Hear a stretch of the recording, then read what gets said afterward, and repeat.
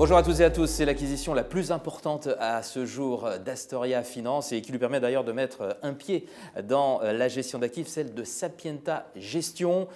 Quelles sont les expertises de Sapienta? Que va changer son adossement à Astoria? On voit ça tout de suite avec notre invité, Michel Dinet. Bonjour. Bonjour Vincent. Vous êtes le président de Sapienta Gestion. Merci beaucoup d'être avec nous. Avant d'en venir à votre rapprochement avec Astoria Finance, parlez-nous de Sapienta.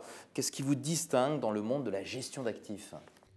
Alors, Sapienta Gestion a été créé avec et pour des conseillers en gestion de patrimoine. Ça veut dire que les clients in fine de Sapienta Gestion sont des clients particuliers. Et les clients particuliers ne réagissent pas comme les clients institutionnels. Les clients particuliers, ils ont une aversion aux pertes, pas forcément aux risques. Donc, on a beaucoup de convexité dans nos gestions d'EPC. Ça veut dire qu'on va chercher à préserver d'abord le capital confié par nos clients avant de chercher à maximiser la performance. Voilà la caractéristique globale des fonds que l'on gère chez Sapienta. Des fonds que vous gérez. Vous proposez aussi des mandats de gestion. Est-ce que vous pouvez nous en dire un peu plus sur ces mandats de gestion? Dès qu'on parle de mandat de gestion, on parle de gestion dédiée. Et quand on dit gestion dédiée, ce n'est pas simplement une allocation qui est plaquée sur un profil. On fait très attention pour chacun de nos clients à avoir une approche très particulière dans laquelle on va faire des titres vifs, on va faire des ETF. Et pour des conseillers en gestion de patrimoine, c'est très important. Ils ne peuvent pas conseiller des titres vifs dans le cadre de leur mission de CIF. C'est pour ça qu'il a été nécessaire de créer une société de gestion autour des métiers de la gestion de patrimoine pour accéder à ces clients qui veulent de l'air liquide, du L'Oréal, du LVMH. Et je ne cite pas un titre pour conseiller un quelconque achat. D'accord. Alors, votre activité, c'est donc ce rapprochement avec Astoria Finance. Qu'est-ce que ça va changer pour vous? Dès le rapprochement avec Astoria Finance, ça a été la création d'un établissement secondaire à Paris, en plus de notre siège à Lyon.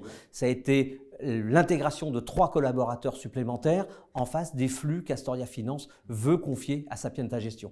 Et puis en même temps, ça ne change rien parce qu'on veut garder notre âme, parce qu'on veut garder cette gestion dédiée, cette gestion personnalisée vers nos clients, la capacité à toujours les servir dans le cadre de ce qu'on appelle aujourd'hui le wealth management, la gestion de fortune, le family office, qui sont les critères principaux que nous demandent nos clients. Cette personnalisation est suivie. Bon, en tout cas, l'ADN reste le même. Alors, pour conclure, et comme vous avez forcément un avis sur les marchés financiers, quelle est votre vision pour les mois qui viennent?